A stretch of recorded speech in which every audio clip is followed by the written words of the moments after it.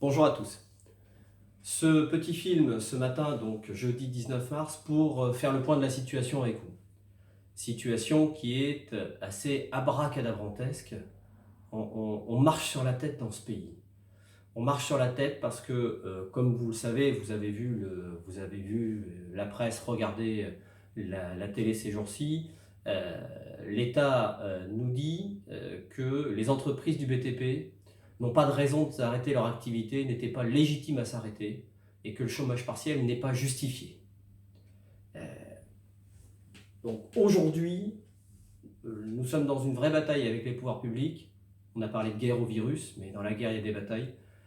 Nous sommes dans une vraie bataille avec les pouvoirs publics pour faire reconnaître le chômage partiel pour les entreprises du BTP. L'État ne comprend pas pourquoi les entreprises du BTP se sont arrêtées. En même temps, l'État a été le premier à fermer le chantier de Notre-Dame de Paris. Cherchez la logique là-dedans. On a un peu l'impression aujourd'hui que le quoi qu'il en coûte qui a été martelé par le président de la République à la télévision il y a quelques jours est un peu dépassé et que les services de l'État ont fait leur compte et se disent que quoi qu'il en coûte, mais si les gens du BTP se mettent en activité partielle, ça va coûter très cher, donc pas d'activité partielle pour vous, allez hop, au boulot. En plus, les services de l'État nous disent, de toute façon, vous dans le BTP, vous risquez rien, vous travaillez sur des gros chantiers, dehors, à l'extérieur, donc vous pouvez aller bosser. Ça montre bien, encore une fois, la méconnaissance totale qu'ont les services de l'État, des entreprises, du fonctionnement et des chantiers.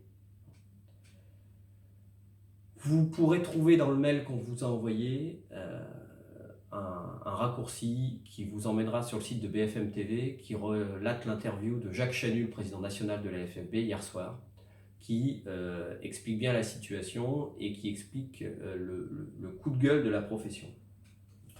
De la même manière, au niveau du département, notre président a écrit hier, nous avons diffusé ça assez largement, aux parlementaires sartois et à la presse pour les alerter sur la situation, pour faire remarquer que si les entreprises du BTP se sont arrêtées, ça n'est pas comme opportunisme pour profiter du chômage partiel comme on l'entend parfois. Ça me donne envie de vomir quand j'entends ça. Mais simplement parce que les entrepreneurs et les artisans du BTP sont des gens responsables et qu'ils ont à cœur la sécurité de leurs salariés.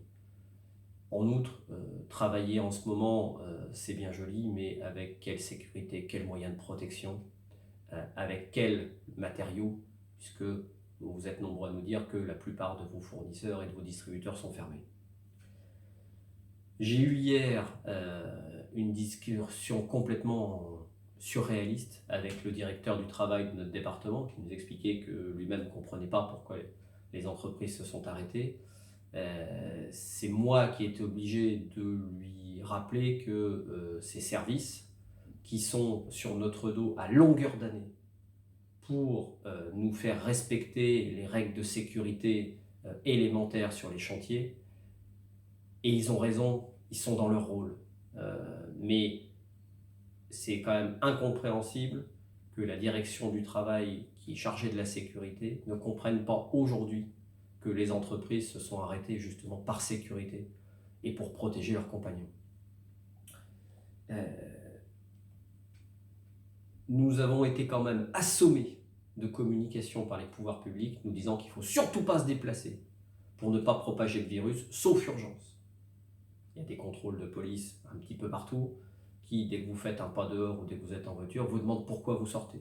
On a des adhérents qui ont vu leur chantier arrêté par la police, et même par les gendarmes, qui leur ont refusé de poursuivre le travail, pourtant pour des situations d'urgence, et qui ont dit allez hop, tout le monde rentre à la maison. Donc c'est pour ça qu'au jour d'aujourd'hui, nous disons au pouvoir public, vous êtes complètement incohérent de ne pas nous reconnaître le chômage partiel. Donc si vous voulez qu'on revienne au travail, eh ben, réquisitionnez-nous, prenez les arrêtés de réquisition et que l'État prenne ses responsabilités. Mais en tout cas, les entrepreneurs et les artisans du BTP ont pris les leurs et ont pris celle de protéger leurs salariés. On ne peut, au jour d'aujourd'hui, je vous dirai peut-être complètement autre chose demain, mais la situation évolue vite, Au jour d'aujourd'hui, on ne peut que vous conseiller de continuer vos déclarations de chômage partiel. Vous avez de la peine à accéder à la plateforme, c'est normal, c'est saturé, insistez, continuez. Dans vos déclarations de chômage partiel, insistez sur la nécessité de placer vos équipes, vos gars, en chômage partiel du fait de la fermeture de chantier, du fait de la fermeture de vos distributeurs, de vos fournisseurs. Gardez les traces de vos fournisseurs qui vous disent qu'ils sont fermés.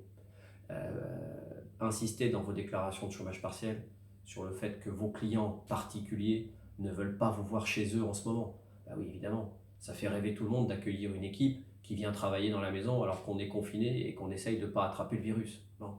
Donc insistez sur tout ça dans vos déclarations de chômage partiel. Insistez également sur le fait que vous l'avez fait pour la plupart. Vous avez fait prendre les congés payés à vos gars et que le chômage partiel ne prendra effet que hors période de congés payés. Toujours sur ce chômage partiel, si vous avez des refus de la direction du travail, prenez contact avec nous, on est en relation avec eux. Au jour d'aujourd'hui, a priori, ils n'ont pas formellement refusé, ils ont fait des demandes de précision auprès d'un certain nombre d'entreprises. Donc les demandes de précision, les précisions apportées, c'est ce que je viens de vous dire à l'instant. Toujours sur le chômage partiel, le gouvernement va revaloriser, je vous le disais l'autre jour, donc le remboursement des entreprises au titre du chômage partiel afin qu'il ne reste rien à charge des entreprises. Ça n'est toujours pas passé, les textes ne sont toujours pas parus, mais on s'attend à une parution des textes en question aujourd'hui ou demain, en tout cas très certainement avant la fin de la semaine. Je vous alerte également sur un autre sujet, mais malheureusement, je vous alerte, mais c'est vous qui nous avez alerté là-dessus. Plusieurs d'entre vous nous ont contacté la fédération pour nous dire on a des soucis avec nos banques qui acceptent tout à fait de décaler les échéances, les remboursements de prêts, comme on l'avait suggéré voilà quelques jours, mais qui nous précisent que ça nous coûtera une certaine somme. Certains nous disent ma banque veut me mettre 500 €, ma banque veut me mettre 1000 € pour décaler mes échéances de 3 mois. C'est inacceptable. C'est inacceptable que les banques profitent de la situation pour s'engraisser encore un peu plus. Donc, si vous avez ce genre de réponse de votre banque, n'hésitez pas à lui écrire par mail que son comportement est inacceptable et que vous saisissez le médiateur du crédit. Et saisissez le médiateur du crédit. Dans le mail, vous trouverez le raccourci qui vous permet de déposer des dossiers. Le médiateur du crédit est une institution placée auprès de la Banque de France qui permet donc de saisir ce médiateur si on a un problème avec sa banque. Menacez vos banques et faites-le. N'hésitez pas, ça sera le seul moyen de leur faire entendre raison, j'en ai bien peur. Évidemment, nous vous tiendrons informés de l'évolution de la situation.